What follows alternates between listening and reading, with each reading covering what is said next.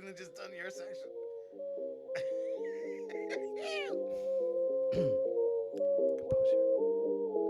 Hello and welcome to the Disc Dungeon, where we put you on to melodies from the deepest, darkest dungeons of your computer disk. I'm your co-host Joe Dove, and with me, as always, Julian Valencia. And if there's one thing we love talking about, it's music.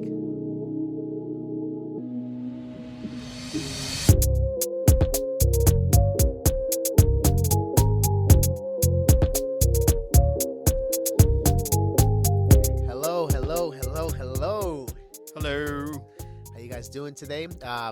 First off, happy holidays. Merry Crima. For those Catholics and Christians out there, Merry Crima.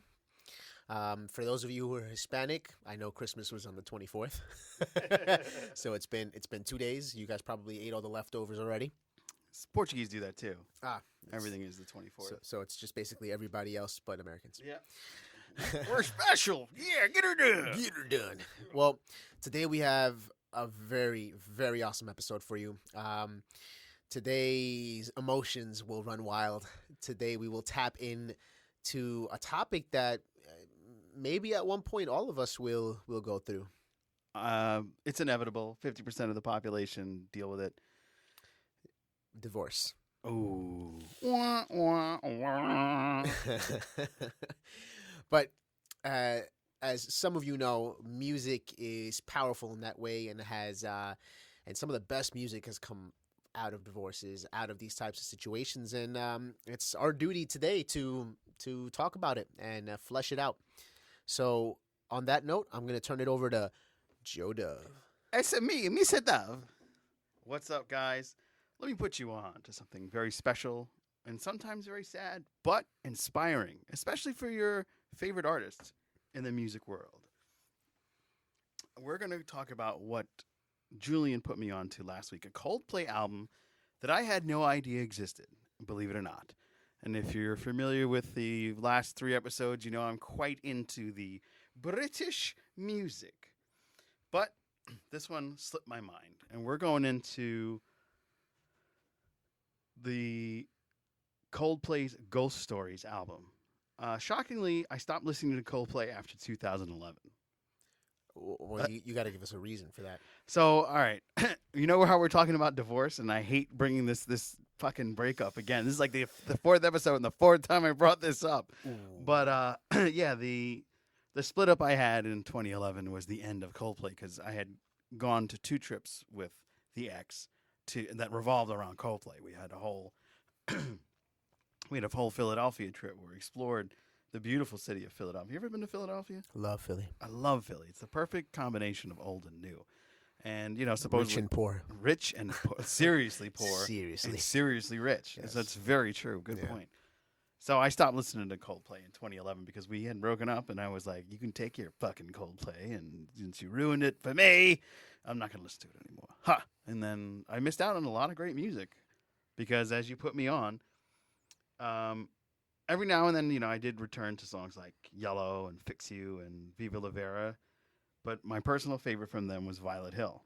I don't know if you're familiar with that song. Wow, I love Coldplay, and that's not ringing a bell. Oh, wow. What's it called? Violet Hill. Oh, here we go. This is how it begins. This is how the homework for next week starts. Yeah. And it's ironic because, you know, we're talking about how Philly is like 2 extremes of poverty and richness. It's a deep poverty story, Violet Hill. So that album had some great tracks. The album that you put me on to, the Ghost Stories, had some amazing tracks. And, of course, this whole album is based off of his divorce with the lovely Gwyneth and Miss Iron Man herself. Yeah. Before she started shoving crystals up her woohoo. The song that hit me hardest was always in my head. You know, I'm especially dealing with some personal struggles in my life right now, and somebody close to me is very ill. But this was by far my favorite track on the album. The whole. I'm getting chills. Yeah, because it's right now just thinking about that song. Yeah, man. the deepness of it, the mixing, so I love good instruments, and that one really got deep into it. This was the 6th studio album for Coldplay. Hmm. So let me just get into the album really quick because this song gave me that out of my own space feeling. That's what I really needed this week with everything that I'm dealing with. So, you know, it's actually extraterrestrial to me almost. You know, it just got me to another level altogether.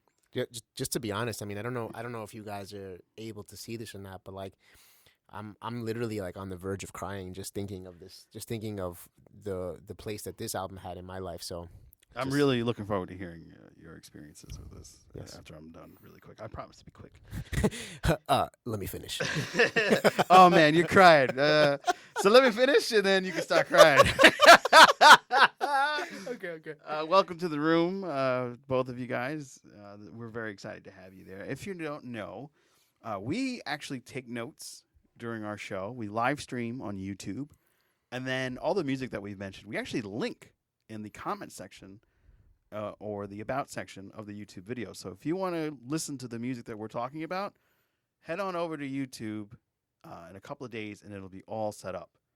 So we appreciate that. And make sure you like, subscribe, follow, share, and tell your mama about this show. And your mama's mama. And your mama's mama, too. So anyway, this album was co-produced with Paul Epworth, along with the returning Milo Exalo producers. I don't know if you remember that one. Oh, yeah. Yeah, that was a good album, too. But, of course, I actually found out about it listening to this because it came after I listened to this whole thing. It popped up, and I was like, oh, they had another album I missed. Oh, yeah. They just came out with an album. Yeah, I just heard. Yeah.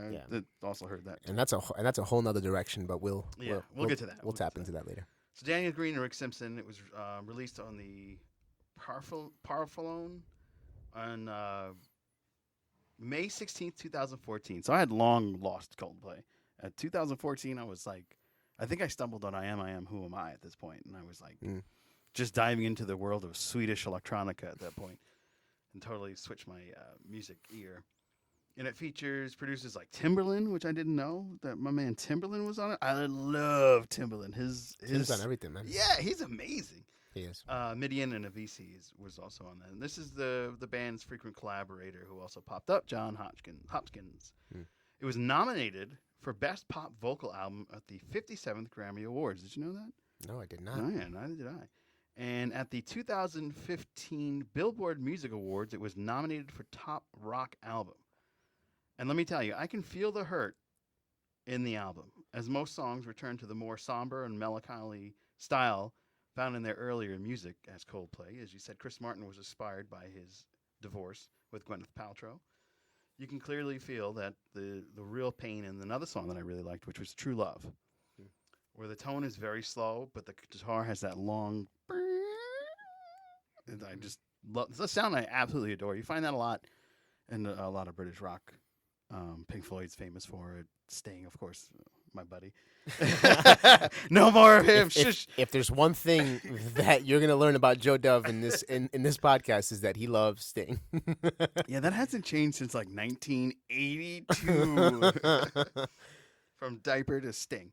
So yeah, the True Love, the guitar stretches, and it kind of fills in the pain where words can't describe. I think that's to me the point of one of those things. And the reason why I bring all that up, they've had some really good success with this album. It sold really well.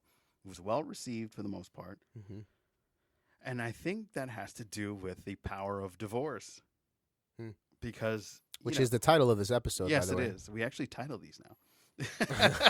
We're every episode we try to upgrade a little. So, the power of divorce leads to some of the greatest music.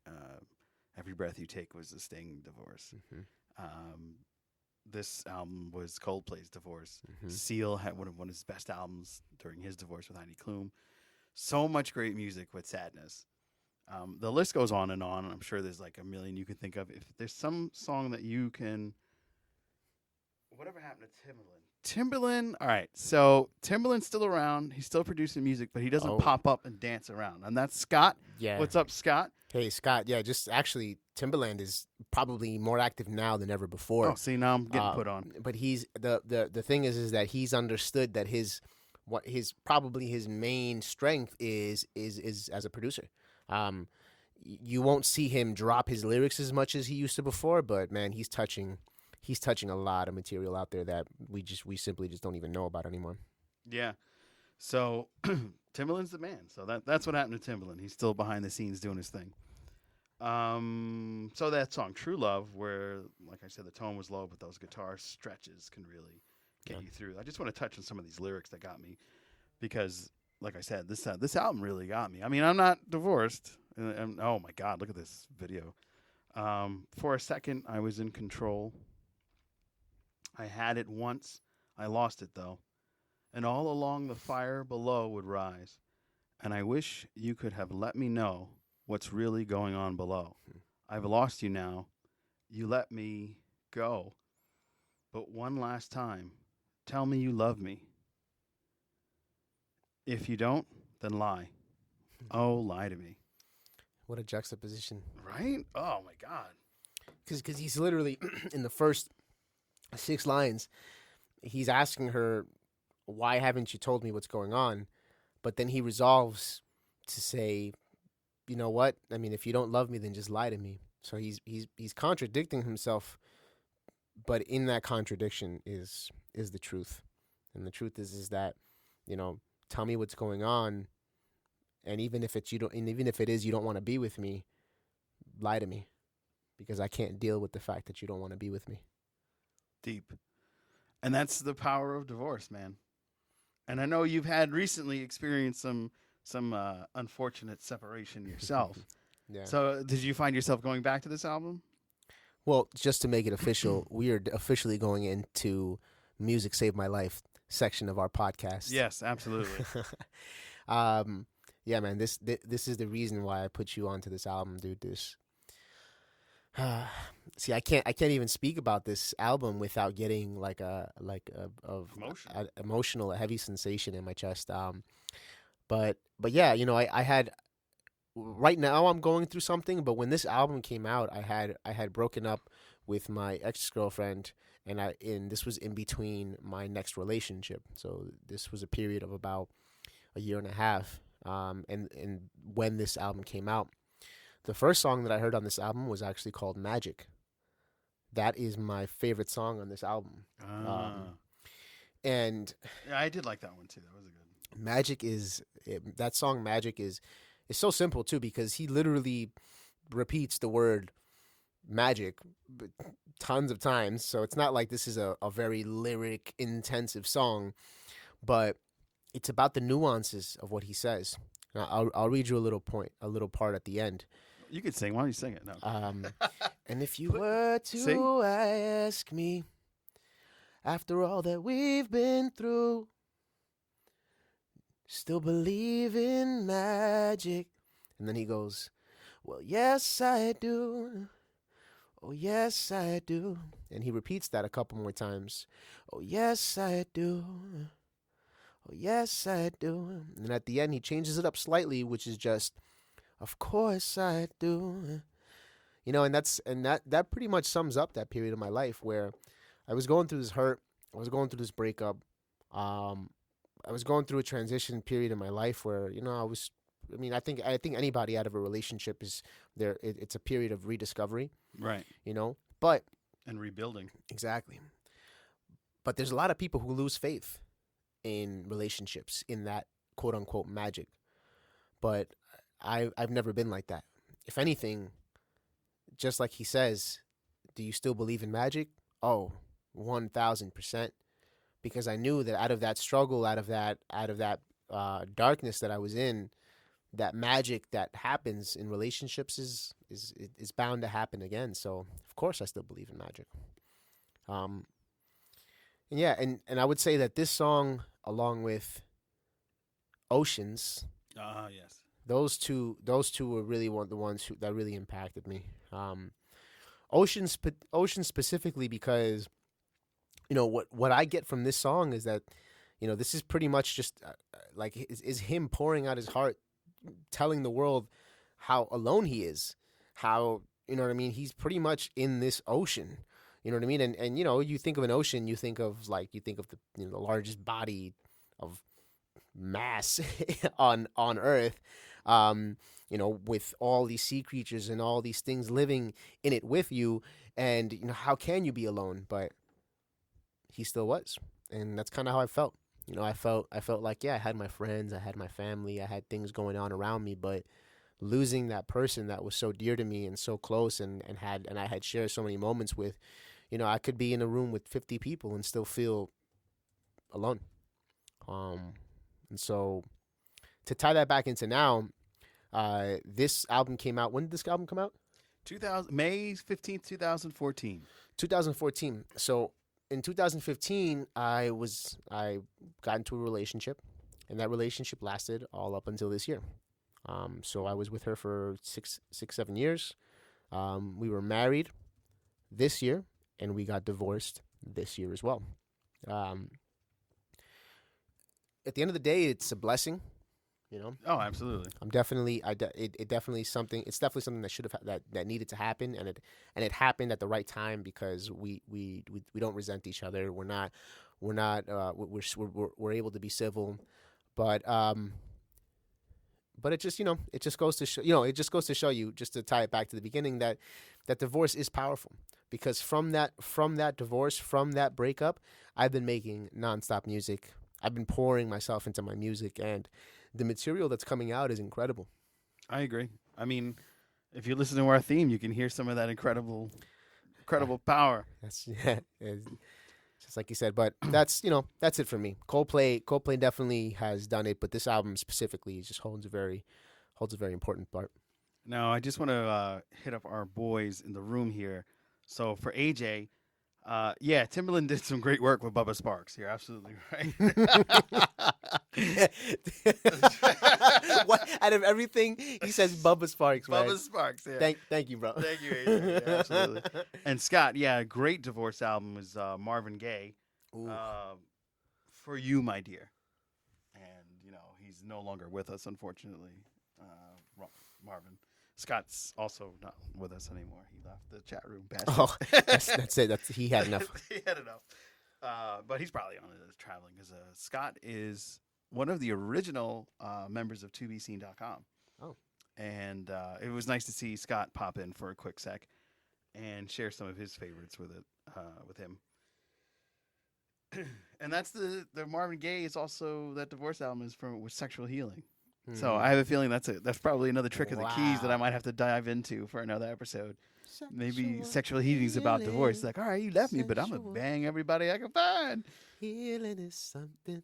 So, see, the vocal skills of Julian Valencia. So, Music That Saved My Life. I shared with you an artist album. One of those albums that I can push play and then go start doing my exercises or whatever. I'm not skipping any track on that album. And it's so... Let the people know what that is. Yeah, that's that album is called No Roots by Faithless. Faithless.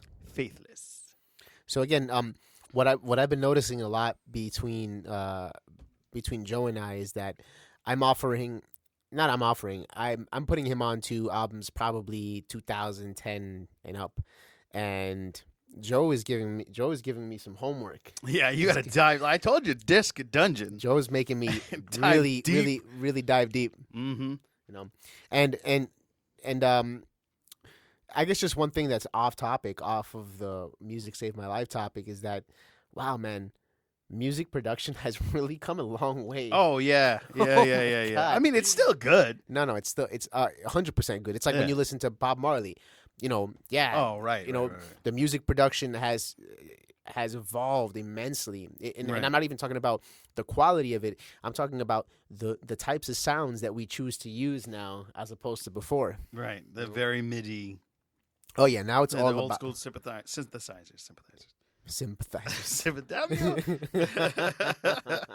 Yeah, the old school synthesizers are, like it's an N64, and then all of a sudden, welcome to PlayStation 10. Yeah, you know what I mean. That's what the difference is between now and then. But tell us about No Roots. No Roots. All right, this is one of my favorite albums by Faithless. It came out years and years ago. No Roots has, like I said earlier,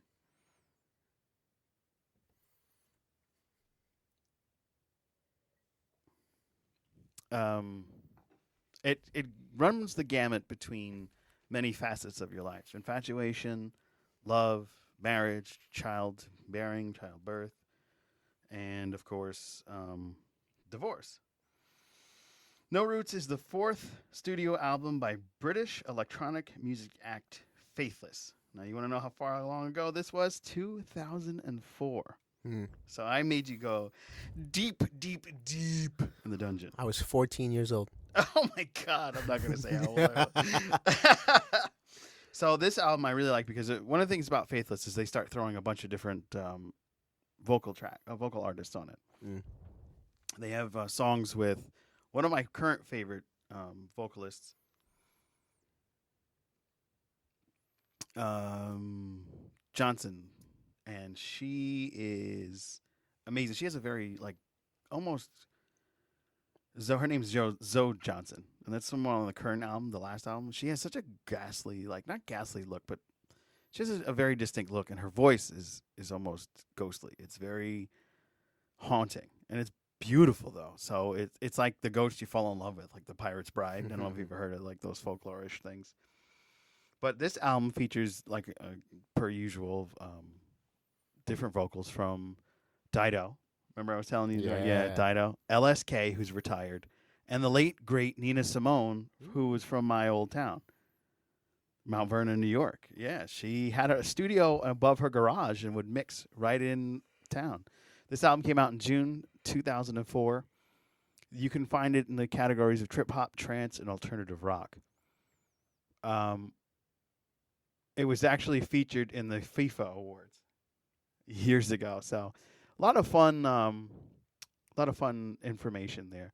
So this starts off with this intro that's you think it's going to be like a reggae album. No roots, no trees, no family, no way.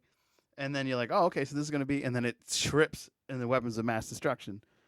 You know, it gets a very political song, which is something that a lot of Caribbean music can lead to, but this is not where that's going. It went into this left steer totally and went into a trance trip hop song. And then I Want More. It's that Lust song that I was telling you about. I Want More Part 1 and Part 2. And those songs are typical. They have the LSK version, which is, hey, friend, your misery bewilders me. I'll come in never satisfied or gratified. 4 rooms and a roof and electricity. And it just gets into settling in life, which is something I really dug because in 2004, things kind of were stabilizing. We had a very rough 2002.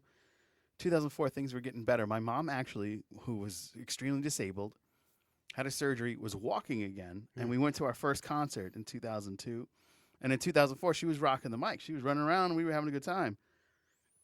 So this album happens to be in an era of good times for me. So, a lot of the songs were fun. And then the I Want More version that's more of a running track beat. So you get so much out of this album because it pops around between high-paced melodies and deep trip-hop sounds and then gets into something almost sad because, in the end, gets into very harsh poverty. You had it all, you lost it all, And it's it gets into a story about 2 children. And LSK sings one track, and the lead singer of Faithless sings the rest. And it just pops around between a scenario of extreme poverty where the same do-rag the woman uses to put out cigarettes, she's now wrapping her baby in. Whereas LSK's version is, I came home and there's lights and everything's good. It's just so amazing to listen to this album. I highly recommend it, and it'll be in the comment section and the information section of the YouTube video. So make sure you come back and check it out. And then, of course, the main track, No Roots. Did you listen? What did you think of that song, that album? Let me hear your thoughts on it. All right, so I have to start off with saying that I also thought it was a reggae album. Yep. Then I started to see this album shift into this trance. I call it the Matrix feel. Yeah. Because whenever I think of the music in the Matrix, that's kind of where it brings me back to. Yeah. I can understand that. Same time, Matrix came out. Like right, Oh yeah. one of the ending. I think the Revolutions came out. Actually, I wonder if any of their songs were used. No. In the Matrix. No. No. Okay. Because I would have been put onto them a long fucking time ago. Are you asking me what do I think about the music? Or yeah. Let me hear what you think about the music, and then favorite songs. Like I broke down my favorite songs from the Coldplay album. So. It has to be. I'm pretty much gonna say the same thing as I did last time, and I know this is like very closed-minded of me, but it's just how I feel, guys. And this is my podcast, so fuck you. You get to do what you want. I really have to say that like that the production is something that jars me right away. And it's not to say that it's bad. It's just to say it just makes me realize how stuck I am in these times now. Mm-hmm. You know how used to how basically how I'm comfortable with the way things are being made, music is being made sonically nowadays. So when I hear an album like No Roots, my first reaction is to think like, oh wow, like this production sucks. But ouch. Exactly. But that's not the case, right? Mm-hmm. Because we're talking about an album in 2004. We're talking about the best of the best from that time. The gentleman's voice, the way that he sings, I love his lyrics. Right, his lyrics are great. I love his lyrics. I don't necessarily subscribe to how he sings, or the timbre. It's very like he must smoke. That's what I get from his voice. It's very like almost raspy, smoker. Issues. Yeah, I mean, again, this is so subjective because I listen to bands where like the guy sounds like he's croaking every single time, but I love it, and that's not always the case. And in this case, I wasn't really feeling his voice, but I was much more engaged by the lyricism behind it. His name is Maxi Jazz. Maxi Jazz. It's a cool fucking name. So I'm gonna read you off a verse from this, from No Roots, the song No Roots on the album No Roots by Faithless. It says, "Our first fuck was more planning than luck. I had a deep understanding of what makes you hot. I did my homework till my dome hurt, and I was a stone flirt. Hustling for some prone work, and I don't stop. I knew that you were good for me. You and I fit together so beautifully, but only for 3 years were we in harmony." So, right off the bat, I love that he's so specific. You know, because music in general is so easy to just be metaphorical and general and broad. And even though that's great when you're singing a song like Pharrell, like "Oh, I'm so lucky," you know what I mean? Mm-hmm. Like it's a feel good song. You don't need to get too into depth. We get it. Everybody feels good. But in music like this, where he's telling a story and he's being very specific. He's giving you time. He says it was 3 years you were in harmony. He's talking about fucking. He's talking about luck. He's talking about he's tapping into different senses, and I appreciate that a lot because when you're listening to music and you're hearing somebody touch on all these senses, that's your connection to that becomes much stronger. Right. And so that's that. I mean, all in all. Do you want me to give this a rating? Do you want me to? I just want to know. Like, you groove it? You like it? I would not listen to it. No. Really? Yeah. Wow. I would listen to the lyricism. I would listen to it as poetry. Mm-hmm. But this would not be an album that I would pick up and listen to again. Wow. How about that? No. Man. Sorry, That's guys. too bad. That's too bad for me because I absolutely adore this album. He's another one that's bombs that I really like too. But he, again, relies on a lot of other singers, and I think that helps his case. He's just more like a rap talking more so than a singer. And that's the beauty of music because... Yeah, it's subjective. Because my opinion is not right or wrong. It's just my opinion. My opinion's right, though. It's my podcast. I mean, you're Joe Dove. All right, so that wraps up our Music Saved My Life? Yeah, and we're going to move on to the... So, in this section... We call it Behind the Beat. Behind the Beat.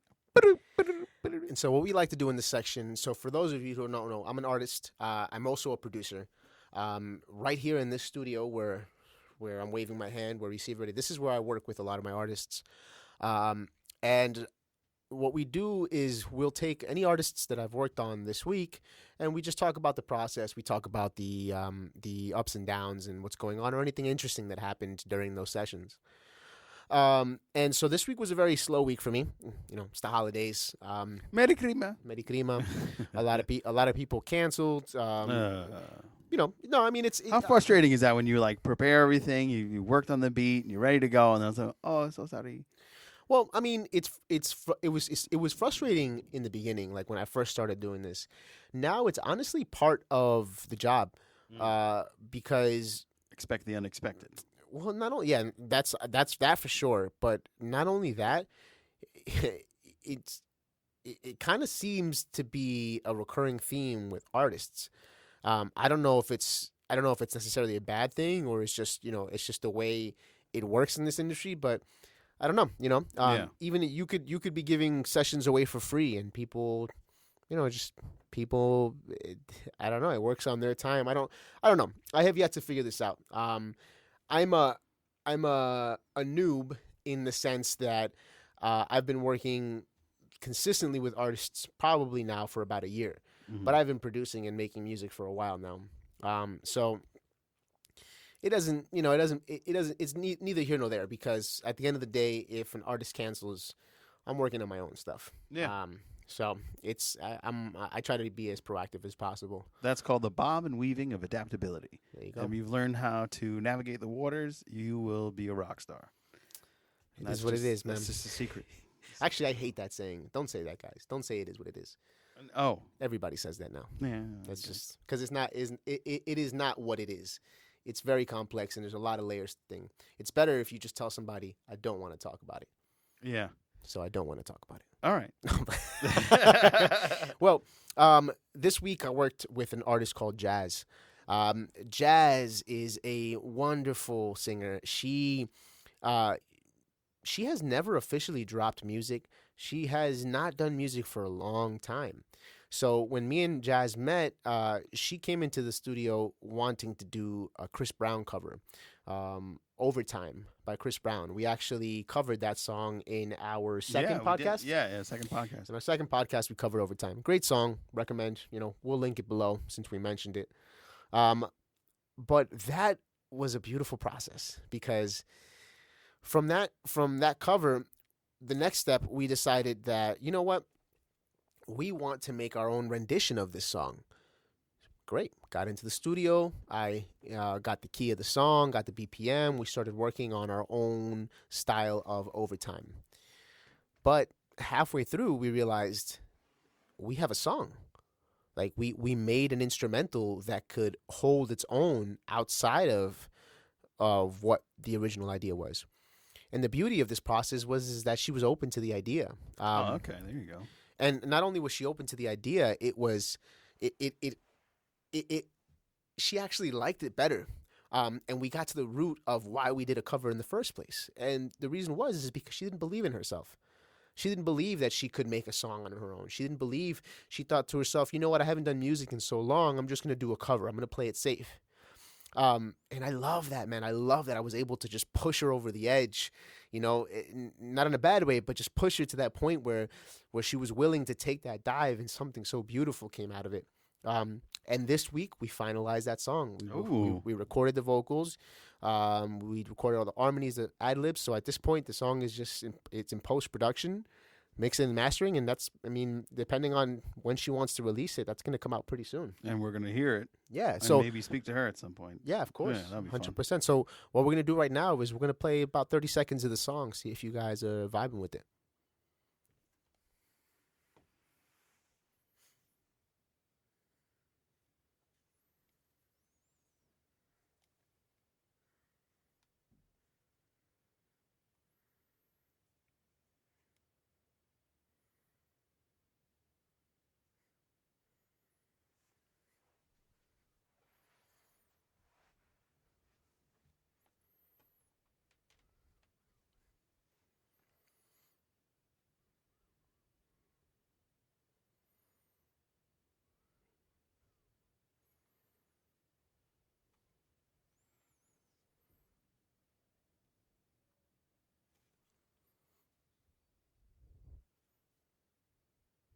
All right, guys. For those of you live, we apologize.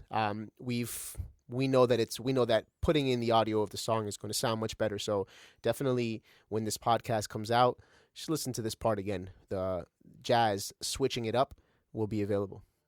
Yeah, and that's another reason why you should subscribe to the podcast, so that those of you who are listening live can hear things that you would normally miss out on the live version.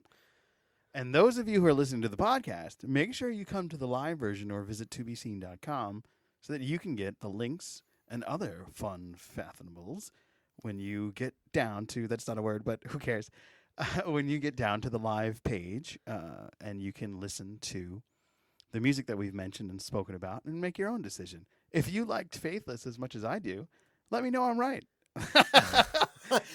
Or let me know I'm right. Or if you hated it, let him know he's right. Actually, we're not even kidding. We would love to hear that. Yeah, Not just because one of us wants to brag, but also because it's really going to give us an insight on what you like. Right, exactly. So we'd love to hear from the audience. But I've got no hate for those that hated the music I love. No, if you like it, then it's just your own opinion. Well, but I'm glad you listened to it. No, of course. I could use some love. That is. No, they retired. So, yeah, he retired in like 2012. He retired. Okay. Yeah, he helped Dido get on Eminem's album. He was like, oh, I'm good. Or in my world, ditto. That's right, ditto. Ditto. All right, guys. Well, we have one more section. Tricks of the keys. Dang, dang, dang, dang, dang. So clang, clang, clang. We're gonna come up with something. Don't worry. We'll have something cool. Something cool. Yeah. So maybe I'll borrow one of my friend's cats and have him run across a piano board. That's what I'm saying. Something that sounds like keys, but it's not necessarily. It's kind of distorted. Anyways. Right. Anyway, so we're gonna get into one of the fun things I like to do. I'm a big fan of the occult. I don't dabble in any of it, but I like to listen to it. I just like to peek over and be like, "Whoa, what's going on over here?" And and I'd be the guy they'd be interviewing on the news. Wow, that building was on fire. What happened, sir? Oh man, you wouldn't believe what happened, miss. I seen everything. I'm that guy. Why did you? Why did I suddenly become? Where are you from now? I don't know. I'm a mimic. You'll be anywhere. But this week we're gonna dive down into. Now there's a lot of different musics that conjure the occult. This particular one is a song, and specifically Symphony for the Devil. That is a Rolling Stones song, and there's a lot of strange coincidences with music sometimes. Not all of it is right and rosy, and not all of it is going to soothe the divorced, broken heart. Some of it's just going to downright almost kill you. So the reason why I bring this up is I remember in 2012, I want to say, 2012, a buddy of mine was like, "Hey, I really want you to go to this concert with me." And I was like, "Okay, whatever. I'm down." And he was like, "Oh, sweet. That's great. I can't wait. This is going to be so exciting." He said, "We're going to go in the mosh pit." And I'm like, "The mosh pit? I'm not doing that." I'm like, at the time, younger than I am now, but old enough not to be going in a mosh pit. You got it. You're not going to know my age. So he's like, yeah, it'll be fine. Don't worry. There's going to be a cover band. There's Stones cover band. And, they do a great version of Symphony for the Devil. And I was like, there's something about that song. I knew that there was some weird things that happened. And I'm going to get into a couple of those, not all of it. There's a bunch of very strange coincidences with this song, Symphony for the Devil. And right when we were on our way to go, we were going to pick up our little buddy, and he called and said, "Yo, the band's not going to play." The band was playing Symphony for the Devil. And a brawl broke out, and they had to end the concert, so we're not going. So I was like, ooh, that's crazy. And we were listening to Sympathy for the Devil when our third buddy that was going to join us let us know that these strange occurrences happened. So here we go. Here's some strange things about Tricks of the Keys from Symphony of the Devil. So you might also point to the story that during the 5 days of recording the song in early June 1968, a film lamp started a fire which destroyed most of the band's equipment, but it didn't harm the tapes themselves. Huh.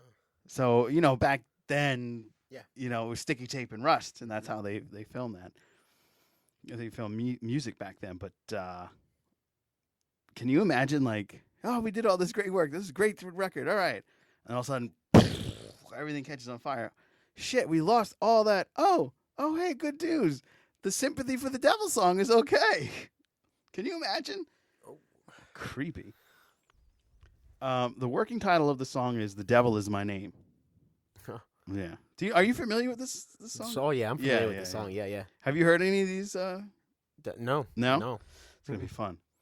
Although many of the song's lines have direct correlations between Master and Margarita, a Russian novelist, Mikhail Buglatov book about Beelzebub visiting 1930s Moscow from a fresh Christ crucifixion. The book, which Jagger received from Marian Faithful, includes a scene where Satan performs a magic show, further evidence that the David Blaine is the devil walking among us. Crazy. Okay. Yep. So the original studio recording at London's Olympic Studios has the chant of "Woo woo, woo woo, won't you get my name?" So that started in the control room when, kicked off by producer Jimmy Miller, a group of Anita Pallenberg, Marianne Faithfull, and a quartet of an elite film crowd who turned up at the studio and sing along to whatever the Stones were recording that day. Producer Jimmy Miller put a mic into the control room and recorded that. But that's where their takes were scrapped and re-recorded by Jagger, Richards, and Miller in Los Angeles. So there's probably a version of this song floating around which features the other artists. And it probably sounds better because, those are some very good vocals. So there's a line in the song that says, "Who killed the Kennedys?" That originally went, "Who killed Kennedy?" But it was changed. Can you imagine why? Because this was done in the 60s when Robert Kennedy was shot right while the recording of this song was underway. Isn't that strange? Yeah. Can you imagine, like, oh, you're going to do the song Sympathy of the Devil, and it features one of the Kennedys, and, oh, one of them got killed earlier. Oh, now here's the other one. Kennedys. Yeah, Kennedys. Kennedys. I was just watching The Irishman. Oh, the other day, yeah. So, they're very entwined with the Kennedys. Yeah, you take that flag. Don't put it all the way out. So a lot of people thought that, oh, my God, the Stones are evil. There's like some devil connection with them. So the Stones certainly got their fair share of controversy out of the song, though, as its religious groups pointed out to this track, plus the fact that their previous album was called Their Satanic Majesties Requests, as proof that the bands were devil worshippers. This tickled the band to no end, because they were just innocent kids coming out for a good time. And they're just saying, they're evil, says Keith Richards. And, oh, I'm evil, really? So what does that make you start thinking about? What is evil? Are there black magicians that are acting us as unknown agents of Lucifer who think we are Lucifer? Everybody's Lucifer. Can you believe that? Can you imagine, like, somebody telling you, you're the devil, fuck everybody, everybody's evil? I would probably have the same response. Yeah? I would probably tell them, like, I think because I genuinely believe that. I genuinely believe, like, if you believe in good, you believe in evil. If you believe in evil, you believe in good. I believe both have to exist. Yeah? It's a balance. I do. I mean, we try to find a balance, but the reality is that some of us are more good and some of us are more evil. But we all have that duality. Yeah, absolutely. So that's just a little bit of the tricks of the keys from the Rolling Stones. I've heard rumors where at one concert they were playing this song and someone got stabbed in the audience. But I haven't been able to verify that. I've been looking for that all week because I really wanted to talk about it because literally I was coming home and somebody was mumming it, like murmuring it on the bus. And I was like, ooh. And then the bus broke down. Oh, yeah. But then again, I'm like, well, I really can't blame that on Sympathy of the Devil because the buses in New Jersey break down all the time. All the time. So I don't know. It's just a strange coincidence. But I had another band that had a strange coincidence, and that's on the other side. It's Faithless. Filter. You ever heard of the band Filter? Nope. All right. So it's a 90s band, Filter. Their famous song is Hey Man, Nice Shot. Hey Man, Nice Shot. And that was featured on Demon Night. But then they had an album in, I want to say like 2008. And it was called Filter Albums. Yeah, that the title of the record. The Trouble with Angels. That was the name of the album. 2010. 2010. Okay, I was close. 2 years off. Mm-hmm. So The Trouble with Angels was one of those that I would listen to. And, I mean, there's a lot of great tracks on this. There's a music video that you might like. I think it features either Carmen Electra, who was popular at the time, running around in a bikini. Yeah, for real. The name of that song is No Love. And every time that song I would listen to the music on the way to work, and that song would pop up. And when I got into work, I was in trouble for something. Now, I can't say that I was the best worker all the time, and, I can't believe that song ruined my workday. No, I make mistakes. I'm human.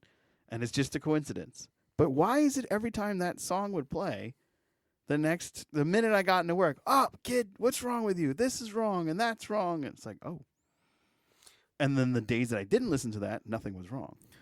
The law of attraction. Yeah, that's all it is.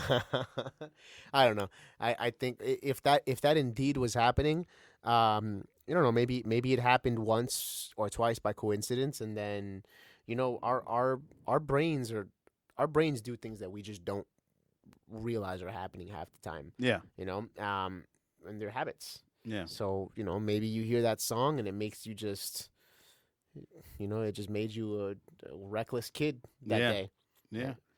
Yeah. Or maybe I was just so half-assed and shit caught up with me. There you go. Yeah, exactly. Yeah. It was just a matter of time. But, I worked it all out, and I came above it, and I just said, let me stop listening to that. Maybe it got me to focus. It's like, all right, I'm going to put this shit off and focus on what I got to do, and everything was good for a little while. But those are some of the things that I had on Tricks for the Keys this week. That's awesome. Yeah. So if you have any occultist favorites that you want to mention, shoot up our live feed. Send us a comment, and we'll talk about it in the next episode. Swear to God.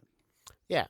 Anything, honestly. At this point, we definitely would love to hear from the audience. Anybody, any critique, what we're doing good, what we're doing bad, any songs you guys recommend, anything you'd want to hear on the podcast. Also the behind the beat section. If you guys are really, if you're liking the music that I'm putting out, just make sure to give me a follow on IG at JulianValencia_. We'll put it down below. And of course, if you like the sound of my wondrous voice, oh yeah, make sure you check out the rest of the channel of tobeseen.com. We have a wondrous array of different talents. And we have a brand new episode of Comic Conversation coming out to you this Monday. So we got a lot of fun stuff coming along, and I hope you're going to join us for the journey. Now, I just want to do two things before we wrap. I want to say thank you to Julian. I want to say Merry Christmas to you and yours. I want to say Happy Hanukkah to you and yours. All the holidays. Make them happy. Thank you very much. Same goes to you, Joe, and to everybody out there. Thank you for listening. Again, anything that we can improve on, let us know. We love the criticism. We'd love to hear from you. Episode 5 will be here next week.